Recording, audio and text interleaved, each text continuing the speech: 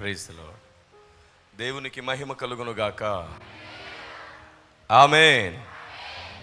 గాక అనే మాట వినబడితే వెంటనే సంఘమంతా కలిసి పలకవలసిన మాట, దేవునికి మహిమ కలుగు గాక. క్రీస్తునందు నా సాటి దేవుని కుటుంబ ప్రజలైన మీ అందరికీ, దేవుని పొలంలో నా తోటి వారైన సేవకులకు ప్రభువు పేరిట వందనాలు. దేవుడు మీ అందరికీ తోడేయుండును గాక. కొరంథీ పత్రిక మొదటి పత్రిక 15వ అధ్యాయము 19వ వచనం చదువుకొని నేటి దేవుని హృదయాలోచన నేర్చుకునే ప్రయత్నం చేద్దాం. కొరంథీ పత్రిక మొదటి పత్రిక 15వ అధ్యాయము 19వ వచనంలో, ఈ జీవిత కాలము మట్టుకే మనము క్రీస్తునందు నిరీక్షించిన వారమైన ఎడల మనుషులందరికంటే దౌర్భాగ్యులమయ్యుందుము అని రాయబడింది. ఈ జీవితకాలం మట్టుకే మనం క్రీస్తునందు నిరీక్షణ గలవారమైతే మనుషులందరికంటే దౌర్భాగ్యులము అని లేఖనం సెలవిస్తుంది. యేసుని ఎందుకు నమ్ముకున్నావు అంటే, ఈ లోకంలో బ్రతికేద్దామనే నమ్ముకుంటున్నాను. యేసుని ఎందుకు నమ్ముకున్నావు అంటే, ఆయన నమ్ముకుంటే అన్నీ దొరుకుతాయని నమ్ముతున్నాను. యేసుని ఎందుకు నమ్ముకున్నావు అంటే, ఆయన నా కష్టాలను తొలగించేవాడని నమ్ముకున్నాను. అయితే లేఖనం చెబుతుంది, అందుకే నువ్వు దేవుణ్ణి నమ్ముకుంటే ఒకరోజు మనుషులందరికంటే దౌర్భాగ్యులమయ్యుందుము అంట. వాస్తవానికి మీ అందరికీ దేవుడంటే ప్రాణం, దేవుడంటే మీ అందరికీ ప్రేమ. ఎంత ప్రేమ ఉందో మీలో, దేవుని పట్ల ఎంత ప్రేమ ఉందో దాన్ని మీకే అర్థం కాకుండా, జ్ఞాపకంలో లేకుండా, స్పృహలో లేకుండా సాతాను పలుమార్లు మిమ్మల్ని శోధించి దేవుని పట్ల మీకెంత ప్రేమ ఉందో మీకే స్పృహ లేకుండా చేస్తున్నాడు. ఇప్పుడు నేను దాన్ని నిరూపిస్తాను. మీ అందరికీ దేవుని పట్ల విపరీతమైన ప్రేమ, మీ ప్రాణం కంటే ఎక్కువగా మీరు దేవుణ్ణి ప్రేమిస్తున్నారు. మీకున్న సమస్తం కంటే ఎక్కువగా మీరు దేవుణ్ణి ప్రేమిస్తున్నారు. కానీ చాలాసార్లు ఆ ప్రేమ ముందుకు రావట్లేదు, కనబడట్లేదు, మీ విశ్వాసంలో కనబడట్లేదు. నేను మిమ్మల్ని మాట అడగాలనుకుంటున్నాను, నాకు సమాధానం చెప్పండి. దేవుడు ఇచ్చేవి కావాలా, దేవుడే కావాలా? కొంచెం గట్టిగా. రైట్. దేవుడే కావాలి అని మీరు అన్నారు కాబట్టి మళ్ళీ మాట మార్చారు కదా. ఓకే, దేవుడే కావాలని మీరే అన్నారు కాబట్టి దేవుడు ఇచ్చేవి కాదు, దేవుడే కావాలి. అయితే ఇన్నాళ్ళు మీరు అడిగినవి, ప్రార్థించినవి, కోరుకున్నవి, మొక్కుకున్నవి, ఆశీర్వాదాలు, ప్రమోషన్లు, గర్భఫలాలు, సొంత ఇల్లు, స్వస్థతలు, ఏమేమి అడిగారో మీరు దేవుణ్ణి, అవన్నీ యేసునామంలో నెరవేరకపోయినా పర్వాలేదు గాక.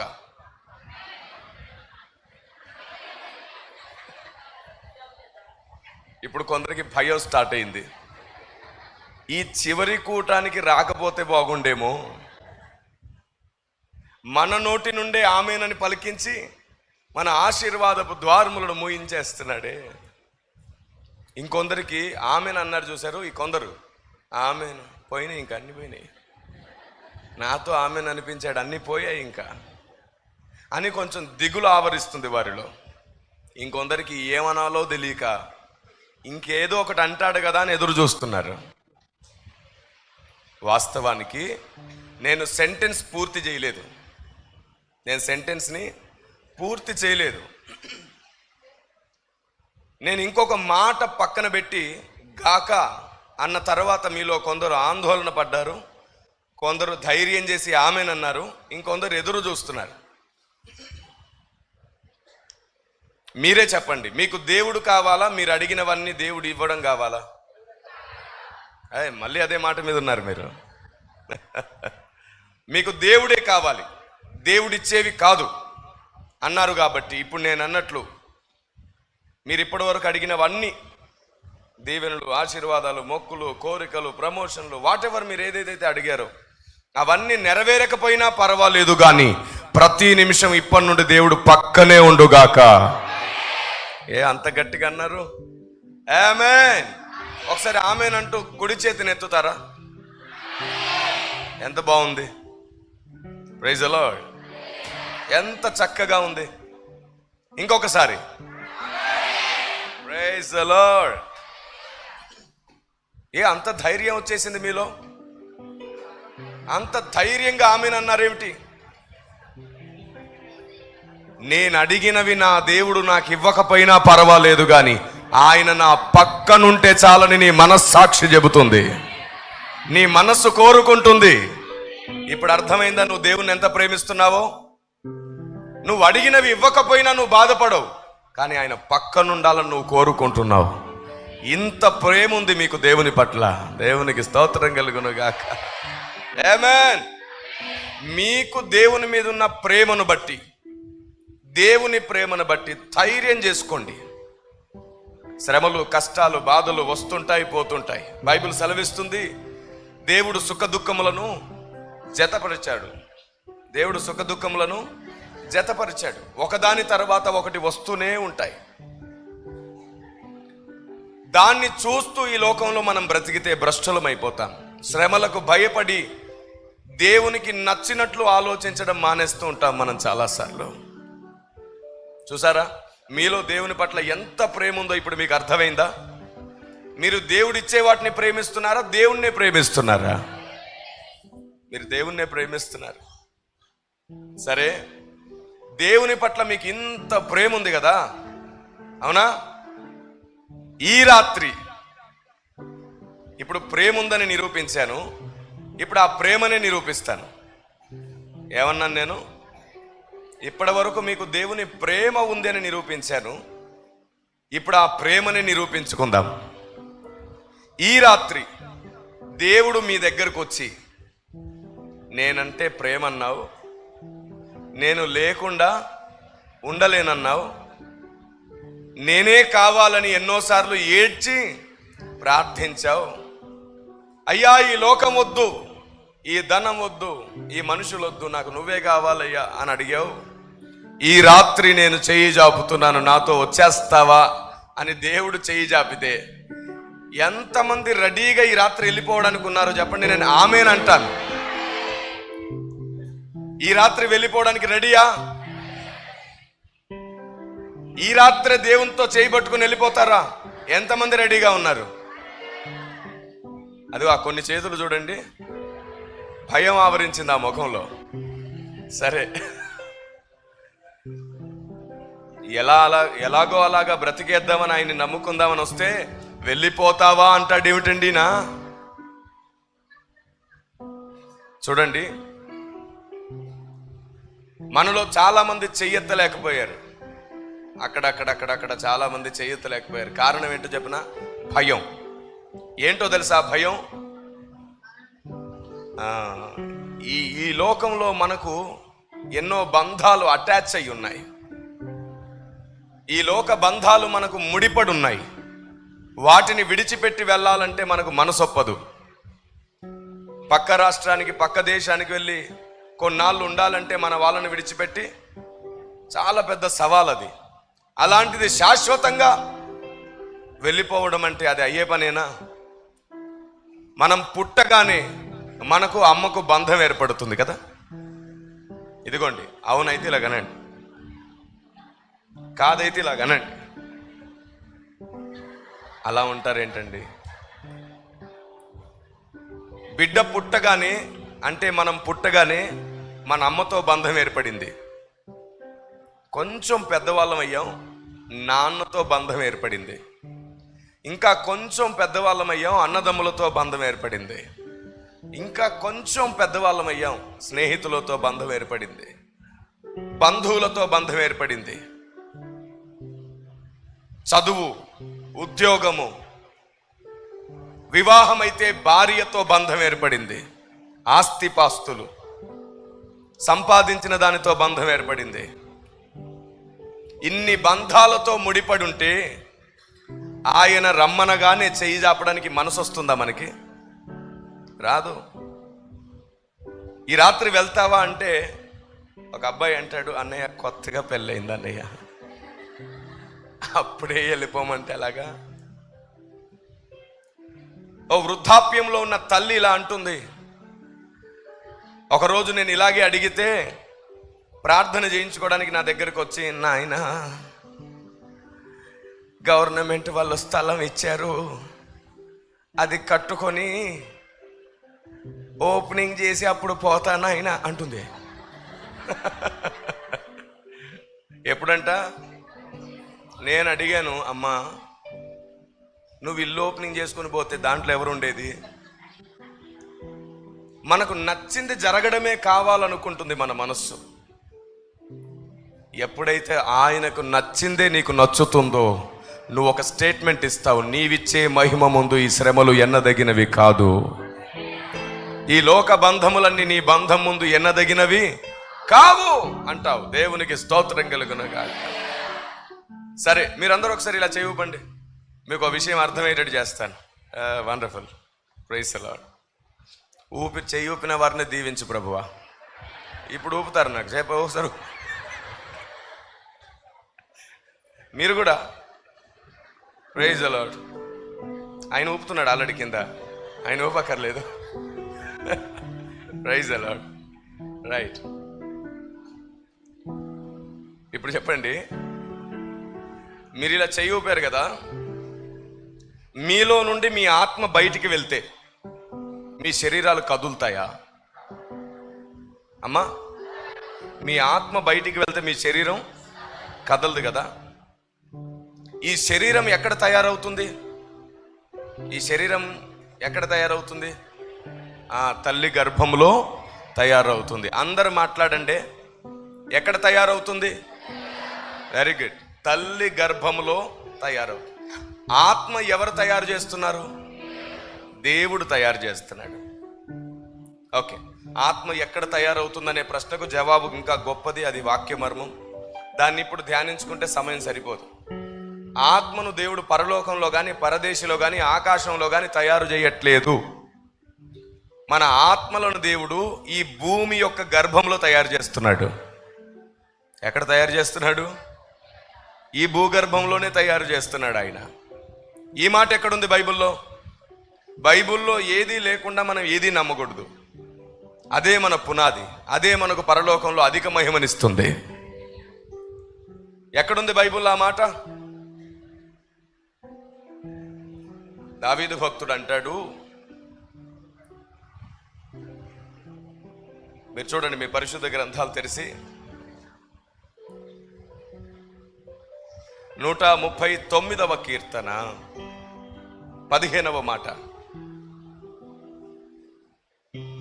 139:15 ఒకరు చదువుతున్నారు చూడండి. నేను రహస్యమందు పుట్టిన నాడు, భూమి యొక్క అగాధ స్థలములలో విచిత్రముగా నిర్మింపబడిన నాడు అంట. ఎక్కడ నిర్మించబడ్డాడంట? అమ్మ ఒకసారి అందరూ చెప్పండి, ఎక్కడ? భూమి యొక్క అగాధ స్థలము అంటే భూగర్భంలో నిర్మించబడ్డాను అంటున్నాడు. మనిషి శరీరం భూగర్భంలో నిర్మించబడుతుందా? ఆత్మ మాత్రమే ఆ అవకాశాన్ని పొందింది. కాబట్టి దేవుడు మనందరి ఆత్మలను ఎక్కడ తయారు చేస్తున్నాడు? మనం ఈ భూలోక నివాసులం కాబట్టి మన ఆత్మలను భూగర్భంలో ఆత్మలను తయారు చేసే ఓ ప్రదేశం ఉంటుంది. భూగర్భంలో పాతాళం కూడా ఉంటుంది. ఈ భూగర్భంలో దేవుడు మన ఆత్మలను తయారు చేస్తున్నాడు. అందుకే మన దేశం భూమిని కూడా తల్లి అని పిలిచింది, భూమాత అనింది. ఎందుకంటే ఆత్మలు ఎక్కడి నుండి వస్తున్నాయి? ఇప్పుడు మన గర్భం నుండి ఓ బిడ్డ వస్తే మనం ఏమని పిలుస్తున్నాడు? అమ్మా, నాన్న అని పిలుస్తున్నాడు కదా. గర్భము నుండి బిడ్డ వచ్చి నిన్ను అమ్మ అన్నట్లుగానే భూగర్భము నుండి మన ఆత్మలు వస్తున్నందు చేత భూమిని కూడా ఏమన్నారు? తల్లి అన్నారు. ఎందుకంటే భూగర్భము నుండి ఆత్మలు వస్తున్నాయి, అలాగే తల్లి గర్భము నుండి కూడా ఆత్మలు వస్తున్నాయి. గర్భము అంటే కనబడని ప్రదేశము అని అర్థం. ఇప్పుడు గర్భగుడి అంటారు. ఏమంటారు? గర్భగుడి అంటే పొట్టొచ్చిన గుడి అని అర్థమా? కాదు కదా. కనబడకుండా లోపట ఉండే ప్రదేశాన్ని ఏమంటారు? గర్భం. భూగర్భ శాస్త్రజ్ఞులు అంటారు. అంటే భూమికి ఎక్కడ పొట్టొస్తే అక్కడ తవ్వుతారని అర్థమా? కాదు. కనబడకుండా ఉన్నటువంటి రహస్యమైనటువంటి శిలాజాలు వాటన్నిటిని కూడా ప్రజలకు అర్థమయ్యేటట్లు చూపించడానికి వారు భూమిని తవ్వుతూ ఉంటారు. ఈ కారణం చేత మన ఆత్మ ఎక్కడ తయారు చేయబడుతుంది? భూగర్భములో. సరే, ఇంకా దాని నిరూపణలు అదంతా కూడా చాలా పెద్ద విషయం.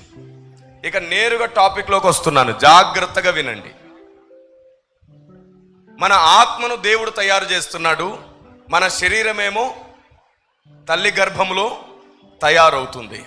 మీరు చెప్పండి, తల్లి గర్భములో బిడ్డ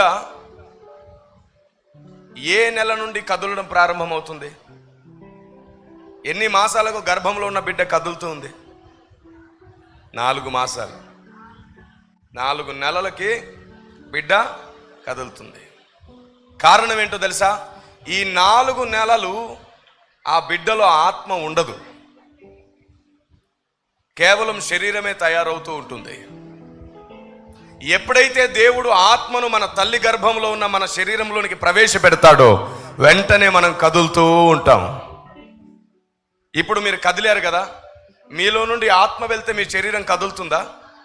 అది మళ్ళీ ఆత్మ లోపలికి వస్తే అలాగే తల్లి గర్భంలో ఉన్న మన శరీరంలోనికి దేవుడు మన ఆత్మను ప్రవేశపెట్టినప్పుడు మనం కదిలాం తల్లి కడుపులో.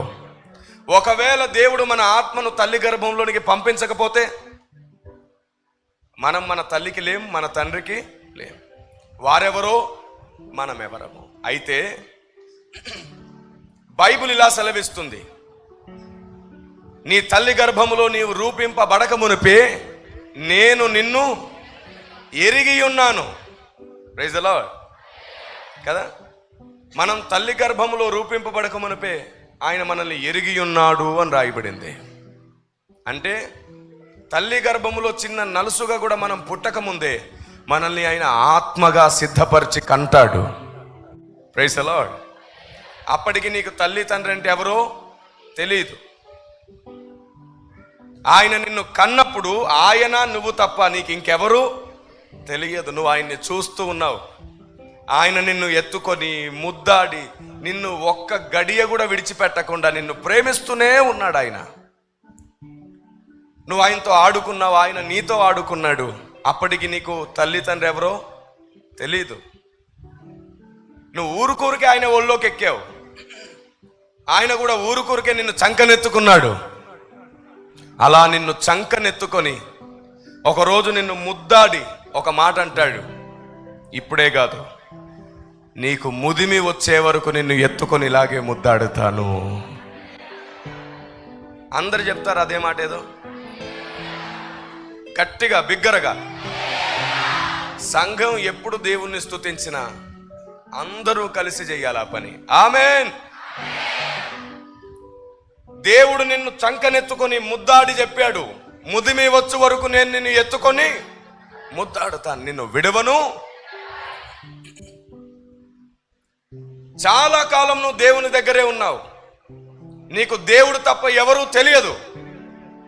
ఒక టైం వచ్చింది, దేవుడు నిన్ను ఎవరి గర్భంలో ప్రవేశపెడదాం అనుకున్నాడో ఆ తల్లి గర్భములో నిన్ను ప్రవేశపెట్టడానికి ముందు నీ శరీరాన్ని కలగమని ఆజ్ఞాపించాడు. అక్కడ స్టార్ట్ అయింది నీ శరీరం. తల్లి గర్భంలో నీ శరీర నిర్మాణం అయిన తర్వాత ఒకరోజు దేవుడు నిన్ను ఒక తల్లి గర్భంలోనికి పంపిస్తాను అని చెప్తాడు. నీతో చెప్పాడు, నేను నిన్ను ఒక తల్లి గర్భంలోనికి పంపిస్తున్నాను అని. అప్పుడు నువ్వేమంటావు తెలుసా? ఆ టైంలో నేను ఎక్కడికి వెళ్ళను, వాళ్ళెవరో నాకు తెలీదు, ముక్కు ముఖం తెలియని మనుషుల దగ్గరికి నన్ను పంపిస్తానంటావేమిటి? నిన్ను విడిచి నేను ఉండలేను, నాకు నువ్వే కావాలి, నన్ను ఎక్కడికి పంపించొద్దు అని ఆయన్ని గట్టిగా పట్టుకొని ఆయన్ని ముద్దాడి ముద్దాడి బతిమాలుకున్నావు. నన్ను విడిచిపెట్టకు, నన్ను పంపించకు, నేను అనాథనైపోతాను, నేను ఒంటరినైపోతాను, వారెవరి దగ్గరకు నన్ను పంపిస్తావెందుకు? నీలా నన్ను ప్రేమించేదెవరు? నన్ను ఎవరు నీలా ప్రేమించరు. నన్ను వదిలిపెట్టకు, నన్ను విడిచిపెట్టకని ఏడ్చావు ఆయన దగ్గర. అప్పుడు నా దేవుడు నీ చెయ్యి గట్టిగా పట్టుకొని అంటాడు, నేను నిన్ను విడువను, ఎడబాయను, నీ యొద్దకు వత్తును, నేను నిన్ను అనాథగా విడవను. నీవు భూమిపైకి వెళ్ళకపోతే, ఈ శరీరాన్ని ధరించుకోకపోతే నాకు వారసుడవయ్యే అవకాశం నీకు ఉండదు. నా భార్య స్థానంలో, నా సంఘ స్థానంలో నువ్వు నా పక్కన ఉండాలంటే తప్పకుండా శరీరాన్ని ధరించుకోవాల్సిందే. తప్పదు బిడ్డ, నువ్వు ప్రయోజకుడు అవ్వాలంటే వెళ్ళాలి అని దేవుడు నిన్ను బుజ్జగించి బతిమాలి నీకు అర్థమయ్యేటట్లు చేసి, ఆ తల్లి మర్చిపోయినా నేను నిన్ను మరవను, ధైర్యంగా ఉండు, కొంతకాలం మట్టుకే నేను వారి దగ్గరికి నిన్ను పంపిస్తున్నాను, నేనే నీ యొద్దకు వస్తాను. ఆ తల్లి మర్చిపోతుంది కానీ నేను నిన్ను ఎప్పటికీ మర్చిపోను, ధైర్యంగా ఉండు అని చెప్పాడు. కానీ నీ మనసు మాత్రం బాధతో, కన్నీళ్లతో ఆయన నిన్ను పంపిస్తున్నప్పుడు ఆయన చేయి విడిచిపెట్టలేక, మన పిల్లలు హాస్టల్లో వేసినప్పుడు కానీ, స్కూల్లో మొదటిసారి పంపించినప్పుడు కానీ ఎలా ఏడుస్తారు? అంతకు 1000 రెట్లు ఎక్కువగా ఏడిచి అల్లరల్లరి చేసావు ఆయన దగ్గర నువ్వు ఇంతున్నప్పుడు. ఒక్కసారి ఊహించుకోండి, ఆ చిన్న వయసులో నువ్వు ఆత్మగా ఉన్నప్పుడు ఆయన చేయి పట్టుకొని విడిచిపెట్టక ఆయన కూడా కన్నీళ్లు పెట్టుకునేటట్టు ఏడ్చావు. నిన్ను విడిచిపెట్టలేక తప్పని పరిస్థితిలో కర్తవ్య నిర్వహణ కొరకు ఈ శరీరంలో నిన్ను ప్రవేశపెట్టాలని దేవుడు నిన్ను అక్కడి నుండి పంపించేస్తాడు. ఏడుస్తూ ఏడుస్తూ ఏడుస్తూ ఏడుస్తూ వచ్చి ఒక తల్లి గర్భంలో ఉన్న శరీరంలోనికి వచ్చేస్తావు, కదలడం ప్రారంభిస్తావు. ఆయన తల్లి గర్భంలో కూడా నిన్ను దర్శిస్తూ నేనున్నాను చూడు నీ దగ్గరే అని చెబుతూనే వచ్చాడు. తల్లి గర్భంలో కూడా ఒక చిన్న వెలుగు ఉంటుందని, ఆ వెలుగు ఆ బిడ్డకు ప్రయోజనంగా ఉంటుందని డాక్టర్స్ చెప్పగా మనం విన్నాం. ఆ వెలుగేమిటో కాదు, నా ప్రభువే తల్లి గర్భంలోకి వచ్చినప్పుడు కూడా దగ్గరే వచ్చి నిన్ను చూస్తా, నువ్వు ఆయన్ని చూస్తా, చిన్న చిన్నగా నువ్వు నవ్వుతా. Praise the lord. తల్లి గర్భంలో కూడా ఆయన నిన్ను విడవలేదు. అందుకే బైబిల్ ఏమంటుందో తెలుసా? గర్భంలో ఉండగానే ప్రాపకుడుగా ఉంటాడంట ఆయన కదా. గర్భంలో ఉండగానే ఆయన ప్రాపకుడై ఉన్నాడంట. అంటే గర్భంలో ఉన్నప్పుడు కూడా విడిచిపెట్టలేదు మనల్ని.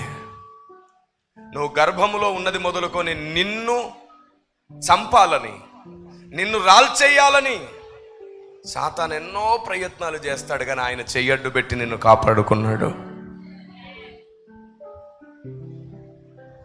ఒకరోజు వచ్చింది, నువ్వు ఈ లోకంలో జన్మించావు.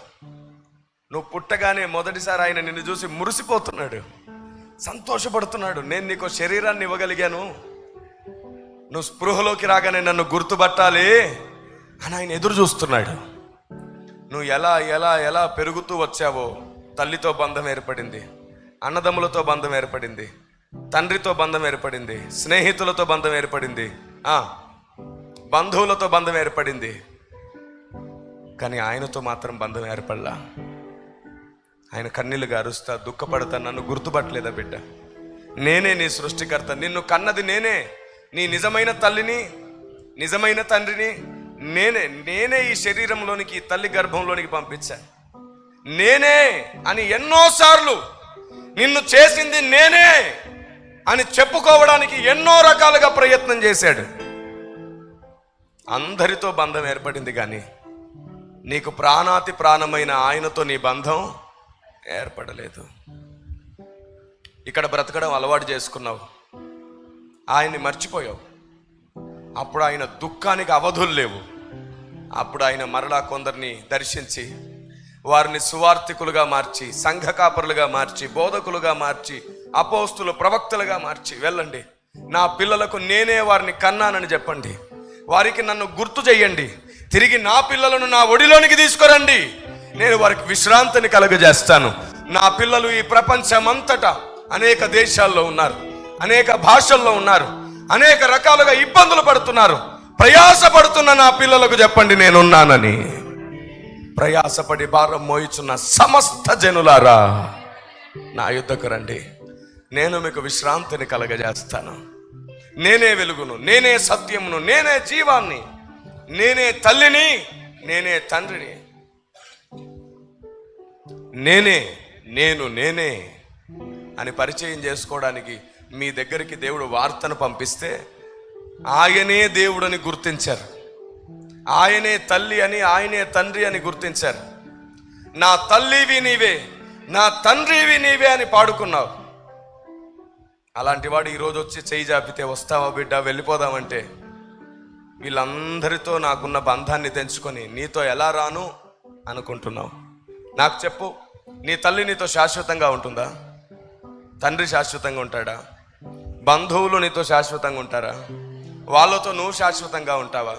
అన్నదమ్ములు శాశ్వతంగా ఉంటారా? భార్య భర్తలు పిల్లలు ఎవరైనా శాశ్వతంగా ఉంటారా? ఎవరెవరితో ఎప్పుడు శాశ్వతంగా ఉండరు. నువ్వు ఈరోజు చనిపోయినా ఖచ్చితంగా ఎవరి దగ్గరికి వెళ్ళాల్సి వస్తుంది? ఈరోజు పిలిస్తే నువ్వు వెళ్ళలేదే, రేపు వెళ్ళి డాడీ నేను వచ్చేసానంటే ఏం ముఖం పెట్టుకుని వెళ్తావు? ఇక్కడ బతికేద్దామని బ్రతుకుతున్న నీ బ్రతుకుకి ఆయన తప్ప వేరే మార్గం లేదని తెలిసి కూడా ఆయనే చెయ్యి జాపితే నేను ఇక్కడే బతికేస్తాను రాలేనని భయపడిన నీవు, నీ ప్రాణం వెళ్ళిన వెంటనే ఆయన దగ్గరికే వెళ్ళాలి కదా, ఏం ముఖం పెట్టుకుని వెళ్తావు? నీకు తెలుసా, ఇప్పుడున్న తల్లి ఇప్పుడున్న తండ్రి వాస్తవానికి నీ శరీరాన్ని కన్నారు. అది కూడా నా దేవుడు కనమంటే కన్నారు. ఆ శరీరంలోనికి దేవుడు ఆత్మను ప్రవేశపెట్టకపోతే నీ తల్లికి నువ్వెవరు? నీ తండ్రికి నువ్వెవరు? ఈ భూమి మీద ఏ తల్లైనా ఏ తండ్రి అయినా అందరూ ఆయన పిల్లలే. ఓ సినీ కవి ఇలా అనడం మనం విన్నాం, తల్లిని మించిన దైవం ఉన్నదా అంట. ఏమిటంట? తల్లిని మించిన దైవం ఉన్నదా? నిజంగానే తల్లిని గౌరవించడానికి ఆ పదం బాగుంది, ఆ స్లోగన్ చాలా బాగుంది. తల్లిని మించిన దైవమే లేదు అని చెప్పుకోవడంలో నిజంగానే గర్వించదగ్గ విషయమే. కానీ ఎంత ఘనపరచడానికి మాట్లాడినా నిజం ఎప్పుడు నిజంగానే ఉంటుంది, సత్యంగానే ఉంటుంది. సత్యం ఏమిటో తెలుసా? అసలు ఆ తల్లిని కన్నదే ఆయన కాబట్టి తల్లిని మించినోడే. దేవునికి స్తోత్రం కలుగునుగాక. ఆమేన్. తల్లిని మించిన దైవం ఉందా లేదా అంటారు. ఏమిటంటే బిడ్డను కనేటప్పుడు తల్లి పడే ప్రసవ వేదన ఎవరూ పడరంటారు. ఒక్కసారి నా ప్రభుని సిలువలో చూడు, ఏ తల్లి ఏ తండ్రి భరించనంతగా నీ కొరకు ఆ వేదన భరించాడు. తల్లిని మించిన ప్రేమ ఆయనది. ఆమేన్, ఆమేన్, ప్రైజ్ ది లార్డ్. అమ్మ కంటే కమ్మనైన ప్రేమ ఆయనది. ఏ తల్లి తండ్రి అయినా ఇంట్లోంచి బిడ్డ బయటికి వెళ్ళే వరకే కాపాడుతారు, అవునా? మరి బయటికి వెళ్ళిన బిడ్డ ఇంటికి క్షేమంగా రావాలంటే ఎవరు కాపాడాలి? ఓ పెద్ద వాహనం నీ మీదకి వస్తుంటే లోపటి ఇంట్లో ఉన్న తల్లి కాపాడగలదా? కానీ నా దేవుడు చెయ్యడ్డు పెట్టి కాపాడుకోగలడు. దేవునికి స్తోత్రం కలుగునుగాక. ఈ భూమి మీద ఉన్నటువంటి బంధాలన్నీ ఆయన కాపాడుతున్నాడు. నీతో ఉన్న వారందరినీ ఆయనే కాపాడుతున్నాడు. నీకు తెలుసా, తల్లిలో అంత ప్రేమ పెట్టింది ఆయనే. అమ్మా విన్నావా? అటు చూడు, కిటి చూడు. తల్లిలో తండ్రిలో అంత ప్రేమ మమకారాన్ని పెట్టింది దేవుడే. ఎందుకో తెలుసా? ఆ ప్రేమను ఆ మమకారాన్ని నువ్వు ఆత్మగా ఉన్నప్పుడే నిన్ను తయారు చేసుకున్నాడు చూడు, అప్పుడు చూపించాడు ఆయన. ఈ ప్రేమ చూసినప్పుడు ఆయన్ని గుర్తిస్తావేమోనని ఆయన ప్రేమను నీ కళ్ళ ముందే ఉండాలని తల్లిలో పెట్టాడు, తండ్రిలో పెట్టాడు. ఈ తల్లి తండ్రి ప్రేమను అనుభవించగానే నీకు ఎవరు గుర్తుకు రావాలి వాస్తవానికి? కానీ ఆయన గుర్తుకు రాలేదు నీకు. ఆయనను మర్చిపోయిన నీ దగ్గరికి దేవుడు పంపినటువంటి బూర సువార్తికుడు. దేవునికి స్తోత్రం కలుగునుగాక. ఏ రోజు ఈ లోకాన్ని విడిచిపెట్టి వెళ్తావో తెలీదు. మీరు చెప్పండి, మీకెవరికైనా తుమ్మితే ఊడిపోయే ముక్కు అంటే ఏంటో తెలుసా? పెద్దలు అంటుంటారు కదా, ఏ తుమ్మితే ఊడిపోయే ముక్కు పోని అంటారు. విన్నారా వినలేదా? విన్నారా లేదా? గ్రహాంతర జీవుల్లాగా చూస్తాం. మేము ఎప్పుడు వినలేదు, అసలు ఈ ప్రపంచానికి మేము కొత్త అన్నట్టుగా. వింటే తలూపండి. విన్నారా వినలేదా? నాకు అంతకుముందు తెలియదు ఊడిపోయే ముక్కు అంటే ఏంటో, అసలు తెలియనే తెలియదు. తుమ్మితే ఊడిపోయే ముక్కు అంటే అస్సలు తెలియదు. మొన్న కరోనా వచ్చిందే అప్పుడు తెలిసింది. వీడు దుమ్మితే ఈ పక్కనోడు ఊడిపోతున్నాడు. అప్పుడు అర్థమైంది మన జీవితాలు ఎంత బలహీనమైనవో చూడండి. ఆవిరి వంటి వంట మన జీవితాలు. ఏదొచ్చినా మన జీవితం ముగిసిపోతుంది. కానీ ఎప్పుడు మన జీవితం ముగిసినా వెంటనే మన జీవితాన్ని కొత్తగా ప్రారంభించడానికి చేయి పట్టుకునేవాడు దేవుడు. దేవునికి స్తోత్రం కలుగును గాక. ఆమేన్, హల్లెలూయా.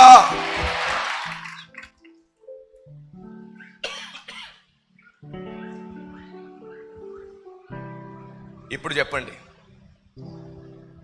తల్లి కంటే, తండ్రి కంటే, అన్నదమ్ముల కంటే, స్నేహితుల కంటే, అందరికంటే ఎక్కువగా ప్రేమిస్తున్నాడు దేవుడు. ఏమండి, కంటికి రెప్పలా కాపాడుతున్నాడు. ఆయన నీతో చెప్పే పంపించాడు. ఏమనో తెలుసా? నీ బాల్య దినములలో నీ సృష్టికర్తను స్మరణకు తెచ్చుకో అని చెప్పి పంపించాడు. మర్చిపోయావు. ఇప్పుడు చెప్పండి, ఆయన కన్నీళ్లతో ఎదురు చూస్తున్నాడు. ఎప్పుడెప్పుడు నువ్వు ఆయన్ని గుర్తిస్తావా? ఆయన తప్ప వేరే ఒక తల్లి తండ్రి లేదని నువ్వు ఎప్పుడు అర్థం చేసుకుంటావా? ఇప్పుడున్న తల్లిదండ్రులు కూడా ఆయన పిల్లలే, మనము ఆయన పిల్లలమే అని నువ్వు ఎప్పుడు అర్థం చేసుకుంటావా? వారైనా మనమైనా ఎప్పటికైనా ఆయన ఒడిలోకే వెళ్ళాలి. ఆయనే మన నిజమైన తల్లి, నిజమైన తండ్రి అని నువ్వు ఎప్పుడు అర్థం చేసుకుంటావా అని ఆయన కన్నీళ్లతో ఎదురు చూస్తున్నాడు. చేయి జాపి ఎదురు చూస్తున్నాడు. రాత్రి పగళ్ళు 2 చేతులు జాచి ఎదురు చూస్తున్నాడు అంట, నా బిడ్డ నా దగ్గరికి ఎప్పుడు వస్తావు అని. అలా నీ కొరకు ఎదురు చూస్తున్న నీ ప్రాణప్రియుడైన నీ తల్లి, నీ తండ్రి అయిన దేవుడు ఇప్పుడు నీ దగ్గరకు వచ్చి, బిడ్డ నేనే, నా దగ్గరకు వస్తావా అని పిలిస్తే ఎంతమంది రెడీగా ఉన్నారు ఈ రాత్రి? సగం చేతులు కాదు, మొత్తం చేతులు చూపించండి. ప్రైజ్ ది లార్డ్, ఆమేన్. అప్పుడు భయపడుతూ ఎత్తిన చేతులు కూడా ఇప్పుడు ధైర్యంగా ఎత్తాయి. ఆమేన్. ఎందుకు ఇంత ధైర్యం వచ్చింది మీకు?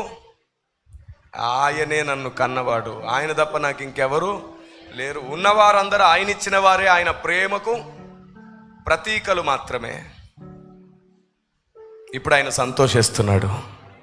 నా బిడ్డలు ఈ రాత్రి అయినా సరే నా దగ్గరికి రావడానికి ఇష్టపడుతున్నారు. నేనే వారికి సమస్తమని ఈరోజు చెయ్యెత్తారని ఇప్పుడు నా దేవుడు సంతోషిస్తున్నాడు. దేవునికి స్తోత్రం కలుగునుగాక. అయితే విషయం ఏమిటంటే, దేవుడు నువ్వు రమ్మన్నప్పుడల్లా, నువ్వు వస్తానన్నంత మాత్రాన వెంటనే తీసుకెళ్ళిపోడు. ఎవరైతే ఈ రాత్రైనా వెళ్ళిపోవడానికి నాకు ఇష్టమే అని రెడీగా ఉంటారో వారి స్వార్థం చచ్చిపోతుంది. ఎవరి స్వార్థం చచ్చిపోతుందో వారిని దేవుడు దీర్ఘాయుష్మంతులు చేసి వాడుకుంటాడు, ఇంకా బ్రతకనిస్తాడు. దేవునికి స్తోత్రం కలుగునుగాక. స్వార్థము చనిపోయిన వాడు దేవుని కొరకు బ్రతుకుతాడు. దేవుడు వారి ఆయుష్ను పెంచుతాడు, వారిని దీర్ఘాయుష్మంతులుగా మారుస్తాడు. నీ దగ్గరికే వచ్చేస్తానయ్యా అంటే దేవుడు వెంటనే ఎత్తుకెళ్ళిపోడు. నీతో ఎన్ని పనులు చేయించడానికి నిన్ను పుట్టించాడో అన్నీ చేయించే వరకు నీకు సమృద్ధినిస్తాడు ఆయన. దేవునికి స్తోత్రం కలుగునుగాక. ప్రేమగల దేవుడు, కరుణగల దేవుడు నీ కొరకు ఎదురు చూస్తున్నాడు. ఆయన చిత్తం ఏమిటో తెలుసుకొని ఈ భూమి మీద ఆయన చిత్తాన్ని జరిగిస్తావని ఈ జీవిత కాలం మట్టికి నిరీక్షణ కలిగి ఇక్కడే బ్రతికేద్దాం అనుకున్నవాడు అక్కడ బ్రతకలేడు. అక్కడే బ్రతకాలనుకోండి, మీరందరు ఇక్కడ కూడా బ్రతికి సాధించబోతున్నారు. ఆమేన్, ఆమేన్. ఈ లోక ఆశీర్వాదాల కొరకు ప్రార్థించింది చాలు. ఆశీర్వాదాలు దీవెనల కొరకు మందిరానికి వచ్చింది చాలు. ఇప్పుడు ఆశీర్వాదాలు దీవెనల కొరకు మందిరానికి రావడం మానేద్దాం. మనమే ఆశీర్వాదంగా మారిపోదాం, మనమే దీవెనగా మారిపోదాం. ఆమేన్. ఆదికాండము 12వ అధ్యాయము అబ్రహాముకు దేవుడిచ్చినటువంటి వాగ్దానం ఏమిటో తెలుసా? నీకు ఆశీర్వాదాలు ఇస్తాలని కాదు దేవుడు చెప్పింది. అబ్రహాముతో దేవుడు మాట్లాడాడు, నీకు ఆశీర్వాదాలు ఇస్తానని మాట్లాడలేదు. ఏమన్నాడు చూడు. యెహోవా, నీవు లేచి నీ దేశము నుండి, నీ బంధువుల యొద్ద నుండి, నీ తండ్రి ఇంటి నుండి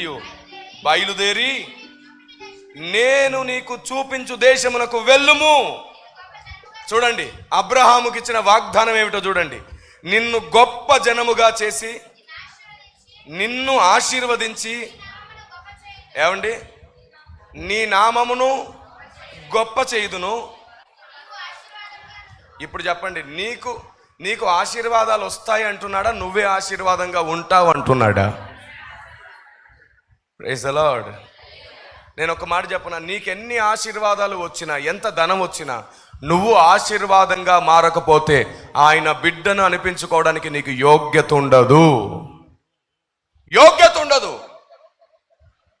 ఆయన చిత్తం ఏమిటో, ఆయన మనసు ఏమిటో, నిన్ను ఆయన ఈ భూమి మీద ఎందుకు పుట్టించాడో అది తెలుసుకోకుండా నువ్వు బ్రతికితే, నువ్వు ఈ లోకంలో ఎన్ని సంపాదించుకున్నా సరే ఆయన బిడ్డను అనిపించుకోవడానికి నీకు అర్హత సరిపోదు, యోగ్యత ఉండదు. ఈరోజు తెలుసుకున్నారు కదా, మనల్ని కన్నది ఆయనేనని, మన ఆత్మలను సృష్టించింది ఆయనేనని, తల్లి కంటే తండ్రి కంటే కమ్మనైన ప్రేమ ఆయనదని. ఈ లోకానికి ఇంకా ఆయన ఎవరో తెలియదు. ఈ లోకానికి ఇంకా ఆయన ప్రేమ అంటే ఏమిటో తెలియదు. నువ్వే ఆయన ప్రేమను ధరించుకొని, ఆయనను పరిచయం చేయడానికి నువ్వే సహనాన్ని ధరించుకొని, నీ ప్రేమతో, నీ సహనంతో, నీ సహాయంతో, నీ సహవాసంతో నీలో ఆయన ఈ లోకానికి కనబడుదురుగాక. ఆమేన్. మీలో నుండి దేవుడు కనబడాలి. అలా కనబడాలంటే దేవుని కొరకు నష్టపోవడానికి ఇష్టపడాలి. దేవుని కొరకు నష్టపోవడానికి ఇష్టపడేవాడు దేవునికి కావాలి. ఈరోజు పరిస్థితి ఎలా ఉందో తెలుసా? ఒక మాట మీకు చెప్పి నేను ముగిస్తాను, జాగ్రత్తగా వినండి. ఈరోజు పరిస్థితి ఎలా ఉందంటే, లాభపడాలనే ప్రార్థన చేస్తున్నాం. ఎప్పుడైనా దేవా నీ కొరకు అవసరమైతే నష్టపోతాను. ఈరోజు ఎవరైనా రెడీగా ఉన్నారా? ఆయన ఇష్టం కొరకు, ఆయన చిత్తం కొరకు, ఆయన పని జరగడం కొరకు నష్టపోవడానికి ఎవరైనా రెడీగా ఉన్నారా? అయ్యగారులు ఒకసారి ఇటు సైడ్ చూడండి. మీరందరూ సేవకులే కదా, ఒకసారి ఇటు చూడండి, ఎంతమంది చేయెత్తుతారో. దేవుని కొరకు నష్టపోవడానికి ఎంతమంది రెడీగా ఉన్నారు? అంతే. ఇదే మన కన్నీరు. ఇన్నాళ్ళు మనం చేసిన కష్టం ఇంతే. దేవుని ద్వారా లాభపడడానికి ఇష్టమేనంట, కానీ దేవుని కొరకు నష్టపోవడానికి ఇంకా సంఘం రెడీగా లేదు. మన పెంపకం ఇక్కడ ఆగిపోయింది. మన కన్నీరు, మన వేదన, మన ప్రార్థన ఇక్కడ ఆగిపోయింది. కొందరు మాత్రమే ఇష్టపడుతున్నారు నష్టపోవడానికి. మరి ఎంతమందికి దేవుని నుంచి లాభం కావాలంటే అన్ని చేతులు లేస్తాయి. కానీ మీకు విషయం చెప్పనా, దేవుడు ఎవరితో ఊరికే మాట్లాడతాడో తెలుసా? మనం చాలాసార్లు దేవా నాతో మాట్లాడు, ప్రభువా నాతో మాట్లాడు అని అడిగామా? దేవుడు రెండు రకాలుగా మాట్లాడతాడు. చెప్పాను నేను మీకు. ఒకటి, వ్యక్తిగత విషయాల మీద మాత్రమే దేవుడు మాట్లాడే స్వరం ఉంది. నీ నష్ట సుఖాల గురించి మాట్లాడతాడు. ఇంకొకటేమో ఆయన ఏం చెప్పాలని నిన్ను కన్నాడో అది చెప్పాలని ట్రై చేస్తుంటాడు. మనసు విప్పి మాట్లాడతాడు. దేవా నాతో మాట్లాడు, నాతో మాట్లాడని ఏడుస్తావు నువ్వు. కానీ దేవుడు ఎవరితో మాట్లాడుతాడో తెలుసా? పదే పదే పదే పదే పలకరించి పలకరించి మరి దేవుడే ఎవరితో మాట్లాడతాడో తెలుసా? ఆయన మాట్లాడితే తిరిగి ఆయనకే లాభము ఎవరి వల్ల కలుగుతుందో వాళ్ళని దేవుడు పిలిచి పిలిచి పిలిచి మాట్లాడతాడు. ఆమేన్.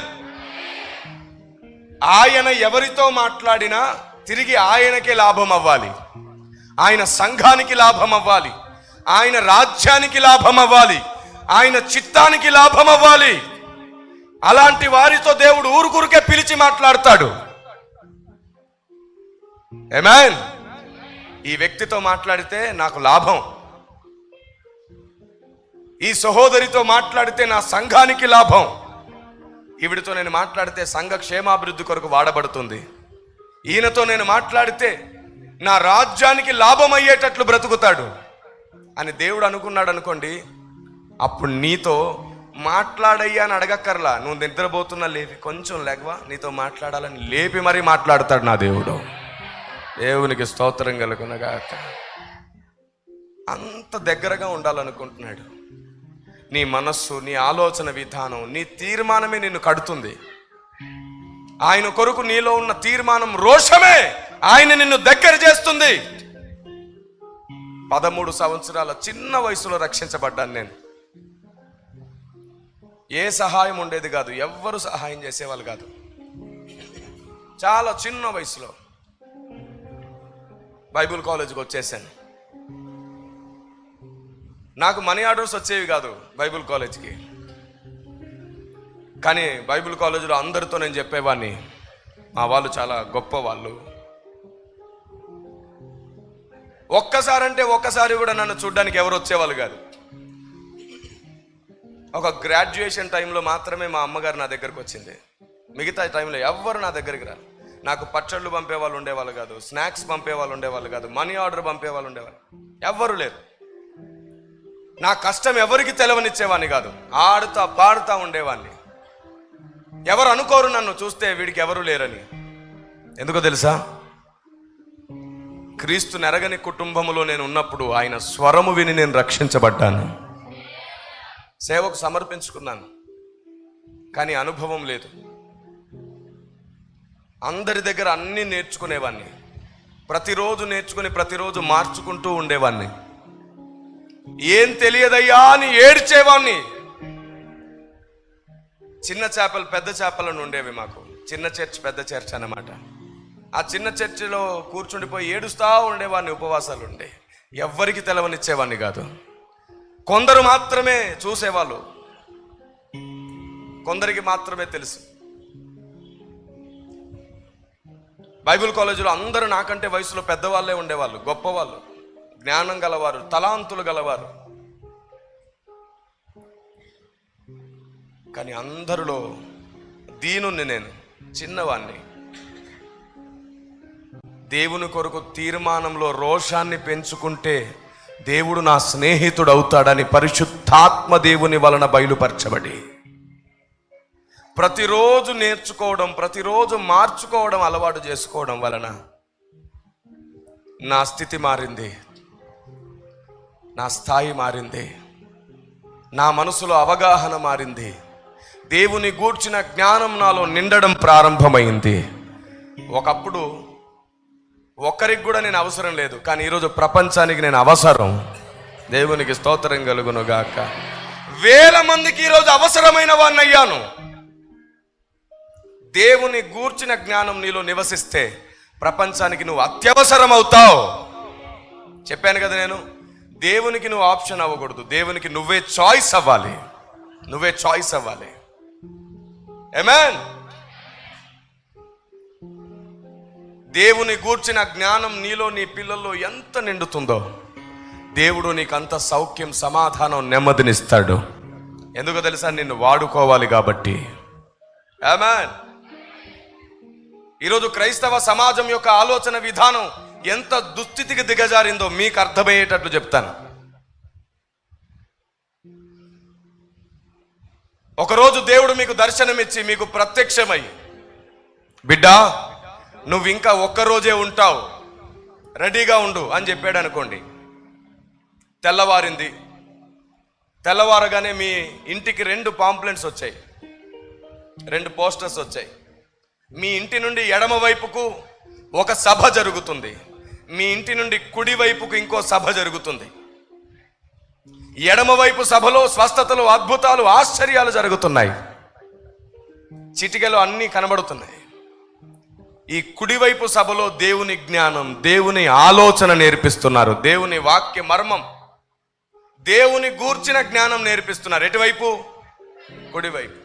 ఎడమ వైపు ఏం జరుగుతున్నాయి? స్వస్థతలు, అద్భుతాలు, ఆశ్చర్యాలు. అలా ప్రార్థించగానే ఇలా బాగుపడిపోతున్నారు. మీరు చెప్పండి, ఎక్కువ మంది క్రైస్తవులు ఎక్కడుంటారు? ఎడమ వైపు స్వస్థతల్లో ఉంటారా, కుడివైపు దేవుని జ్ఞానం దగ్గర ఉంటారా? అందరూ మాట్లాడండి. మాట్లాడిన వాళ్ళని దీవించు ప్రభువా. నాకు తెలుసు మీరు మాట్లాడతారు. ఇప్పుడు చెప్పండి, ఎడమ వైపు సభలోనే ఉంటారు కదా. సరే, అందరి విషయం పక్కన పెట్టండి. మీరెక్కడుంటారు? మేము అక్కడే ఉంటాం కదా సార్. అక్కడ స్వస్థతలు, అద్భుతాలు, ఆశ్చర్యాలు జరుగుతుంటే, ఇలా చిటికేస్తే కార్యాలు జరుగుతుంటే చూడాలిగా, పెద్ద కళ్ళు చేసుకొని. పైగా మన ఒంట్లో వ్యాధి ఉందనుకోండి, ఇంట్లో బాధ ఉందనుకోండి, ఖచ్చితంగా అక్కడికే వెళ్తాం. అవునా కదా? ఒంట్లో వ్యాధి బాధ ఉంటే ఎక్కడికి వెళ్తాం? అవును, అక్కడికి వెళ్ళి స్వస్థపడి బాగుపడి తర్వాత రోజే చచ్చిపోయావు అనుకో, ఏంటి లాభం నీకు? అక్కడికి వెళ్ళి బాగుపడి తర్వాత రోజే వెళ్ళిపోతే నీకేంటి లాభం? అదే ఒక్క రోజు నేను బాగుపడకపోయినా పర్వాలేదు, కానీ నాకు నా తండ్రి గురించి, నా దేవుని గూర్చిన జ్ఞానం కావాలి, ఆయనను గూర్చిన మర్మము నాకు తెలియాలని, ఆయన్నే నేర్చుకోవాలని. ఎవరిని? దేవుణ్ణే నేర్చుకోవాలని. ఇటు వెళ్ళడం మానేసి ఇటు వెళ్ళావనుకో, ఇటు వెళ్ళి దేవుని గూర్చి నేర్చుకొని తర్వాత రోజు నువ్వు చచ్చిపోయినా పరలోకంలో నీ స్థాయి పెరుగుతుంది, నీ మహిమ పెరుగుతుంది. ఎందుకు? ఆయనను గూర్చి కొంచెం నేర్చుకొని చనిపోయావు కదా, ఆయనను గూర్చిన జ్ఞానం నీ లోపట ఉంది కాబట్టి పరలోకంలో నీ స్థాయి పెరిగింది, నీ మహిమ పెరిగింది. కానీ ఇటు వెళ్ళి బాగుపడి చనిపోతే నీకేమీ రాలేదు. వచ్చిందా? కానీ ఇటు వెళ్ళి నువ్వు చనిపోతే నీలో ఉన్న దేవుని జ్ఞానం నిన్ను మహిమలో పెడుతుంది, నీ స్థాయి పెంచుతుంది, నిన్ను కాళ్ళ స్థానంలో కాదు తల స్థానంలో పెడుతుంది దేవుని వాక్యం. ఆమె ఇంకొక విషయం చెప్తాను.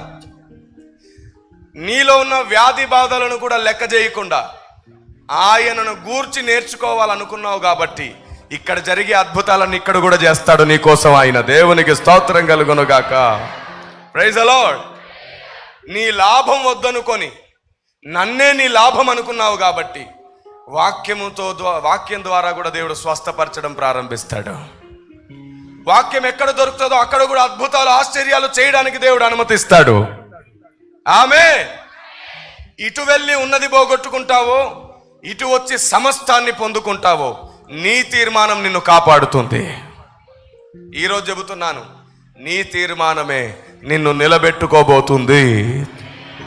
ఈ రోజు నుంచి మందిరానికి దేని కొరకు వస్తావు? స్వస్థతలు అద్భుతాలు విడుదల కొరకు రాకు, ఆయన్ని నేర్చుకోవాలని రా. దేవుడు ఇక్కడ అద్భుతాల ఆశ్చర్యాలు కూడా నీ కోసం చేస్తాడు. Praise the lord.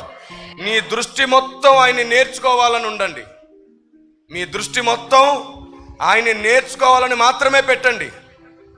ఆయన నీకు అక్కరగా ఉన్నవేవో అన్ని తీరుస్తాడు ఆయన. బైబిల్ ఇలా సెలవిస్తుంది, మొదట నా నీతిని రాజ్యాన్ని వెతుకు, అటు తర్వాత అన్నీ నీకు కలుగుతాయి. దేవునికి స్తోత్రం కలుగునుగాక. ఇప్పుడు చెప్పు, నీ నిజమైన తల్లి ఎవరు? నీ నిజమైన తండ్రి ఎవరు? నీ ఆత్మను తల్లి గర్భంలో ప్రవేశపెట్టింది ఎవరు? ఒకవేళ నీ ఆత్మను ఆ తల్లి గర్భంలో ఉన్న శరీరంలో ప్రవేశపెట్టకపోతే శరీరం బతికేదా? అది అబార్షన్ అయిపోయేది కదా కదా, నేలపాలైపోయేది. ఈరోజు ఈ మట్టి శరీరము నిలుచుంది అంటే ఇందులో దేవుడు నిన్ను ప్రవేశపెట్టాడు. నీవు ఆయన సొత్తు, నీవు ఆయన సొత్తు. నేను నీ సొత్తే ప్రభువా అని బ్రతకడం అలవాటు చేసుకో. ఆయన నీకు సమస్తాన్ని సమకూరుస్తాడు. లాభాల కోసం బతకడం మానేద్దాం, మనమే దేవునికి లాభమవుదాం. ఆమె మీరే దేవుని లాభమవుదురుగాక. ఎప్పుడు మీరు దేవుని లాభమవుతారో సాతాను మీ దగ్గరికి రావడానికే భయపడిపోతాడు. దుష్టుడెవరు తరమకుండానే మీ దగ్గర నుండి పారిపోవాలంటే మీరు ఆయనకు లోబడాలి. దేవునికి లోబడి వాని గద్దించుడి, అప్పుడు వాడు మీ యొద్ద నుండి పారిపోవును. Praise the lord. ఇప్పుడు చేయొద్దండి. ఎంతమంది రెడీగా ఉన్నారు ఈ రాత్రి మీ ప్రియుడైన దేవుని దగ్గరికి వెళ్ళడానికి? దేవునికి స్తోత్రం కలుగునుగాక. అయితే మీ ఎడల దేవుని ప్రణాళిక పూర్తిగా నెరవేరే వరకు మీరందరూ దీర్ఘాయుష్మంతులు అవుదురుగాక. మీ ద్వారా దేవుడు చేయించాలనుకున్న పనులన్నీ నెరవేరే వరకు దేవుడు మీకు తోడుండునుగాక. నువ్వు చేసే పని చిన్నది కావచ్చు, దేవుడు అప్పగించింది కాబట్టి అది గొప్ప పని. నువ్వు మందిరంలో ఊడ్చే పనే చేస్తున్నట్టు, మందిరంలో నువ్వు ఊడ్చే పనే చేస్తుండవచ్చు, కానీ దేవుడు దాన్ని చూస్తాడు కాబట్టి అది గొప్ప పని.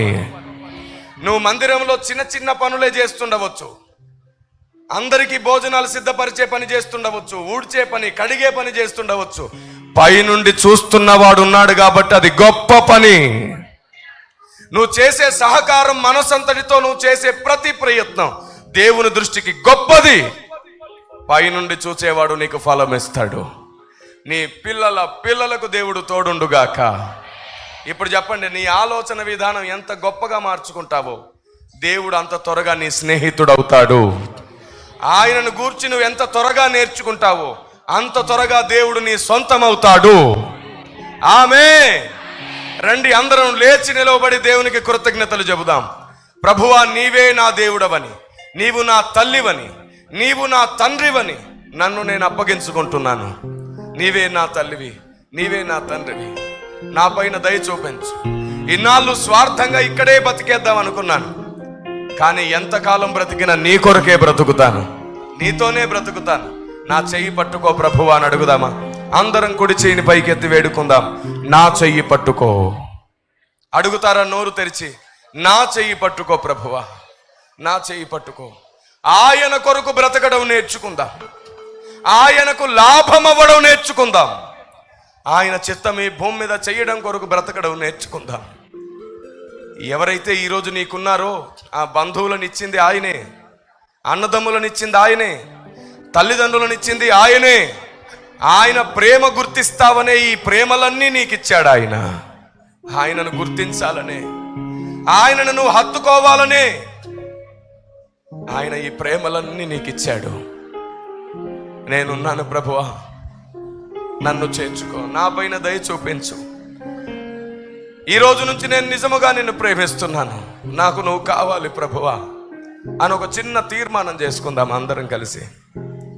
నేను నీకు లాభం అవుతాను. ఇన్నాళ్ళు నాకు లాభం రావాలని ప్రార్థించాను. ఈ రోజు నుండి నేను, నా కుటుంబం నీకే లాభం అవుతాం అంటారా? మీరందరూ నోరు తెరిచి, నేను నీ లాభం అవుతాను.